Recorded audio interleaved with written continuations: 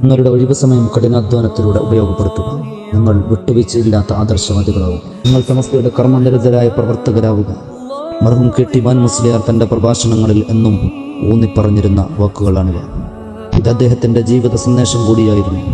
സമസ്തയുടെ ചരിത്രത്തിലെ ബഹുമുഖ പ്രതിഭയായിരുന്നു കെ.ടി. മുസ്ലിയാർ. മലപ്പുറം ജില്ലയിലെ കരുവാരക്കുണ്ട് പഞ്ചായത്തിലെ ചെറുമ്പൂദേശത്ത് കണ്ണത്ത് കാരാട്ട് തുടങ്ങിയ കുഞ്ഞാറ ത്രാശ്ശേരി ഇത്തിക്കുട്ടി ദമ്പതികളുടെ മകനായി 1932 റജബ് 27 ഹിജറ 1380 അദ്ദേഹം ജനിച്ചു. യഥാർത്ഥ പേര് മുഹമ്മദ്.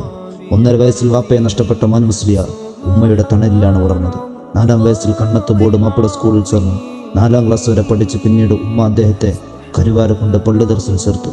കാട്ടുകണ്ടൻ കുഞ്ഞമ്മദ് മുസ്ലിയാർ, ആലിപ്പറമ്പ് കുഞ്ഞീദ് മുസ്ലിയാർ, അരിമ്പ്രസീത്തെ മൊയ്തീൻ ഹാജി തുടങ്ങിയവരായിരുന്നു അദ്ദേഹത്തിൻ്റെ ദർസിലെ ഗുരുനാഥന്മാർ.